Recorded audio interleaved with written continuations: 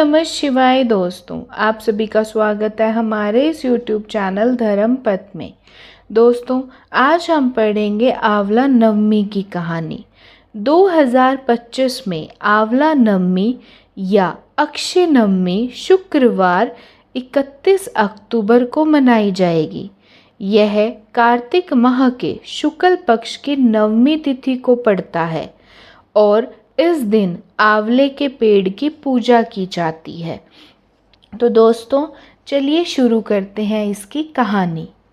एक राजा था। वह रोज 1.25 मन आंवले दान करके ही खाना खाता था।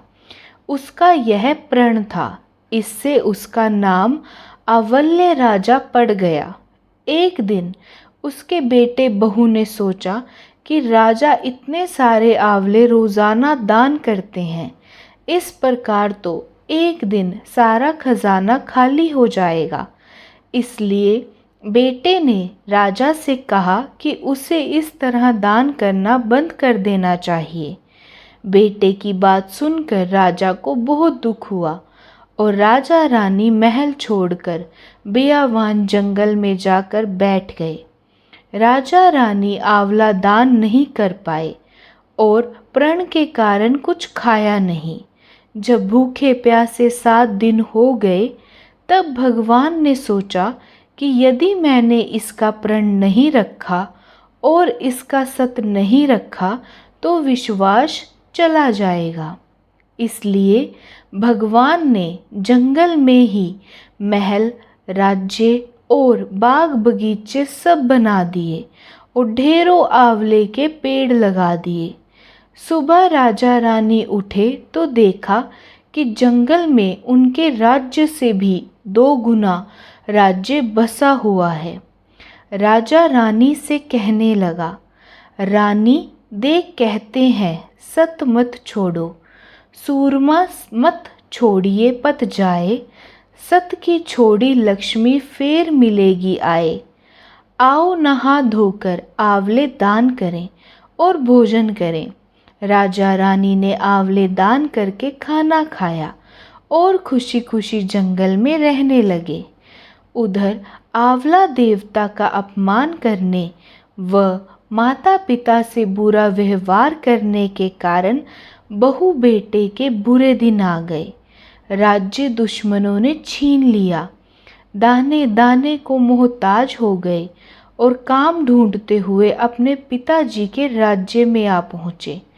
उनकी हालत इतने बिगड़े हुए थे कि पिता ने उन्हें बिना पहचानते हुए ही काम पर रख लिया। बेटे बहू सोच भी नहीं सकते थे कि उनके माता पिता इतने बड़े राज्य के मालिक भी हो सकते हैं। सो उन्होंने भी अपने माता पिता को नहीं पहचाना। एक दिन बहू ने सास के बाल गूंदते समय उनकी पीठ पर मसा देखा। उसे यह सोचकर रोना आने लगा कि ऐसा मसा मेरी सास के भी था। हमने ये सोचकर उन्हें आंवले दान करने से रोका था कि हमारा धन नष्ट हो जाएगा। आज वे लोग ना जाने कहाँ होंगे। यह सोचकर बहू को रोना आने लगा और आंसू टपक टपक कर सास की पीठ पर गिरने लगे। रानी ने तुरंत पलट कर देखा और पूछा कि तू क्यों रो रही है। उसने बताया उसकी पीठ जैसी मसा मेरी सास की पीठ पर भी था। हमने उन्हें आंवले दान करने से मना कर दिया था, इसलिए वे घर छोड़कर कहीं चले गए। तब रानी ने उन्हें पहचान लिया, सारा हाल पूछा और अपना हाल बताया।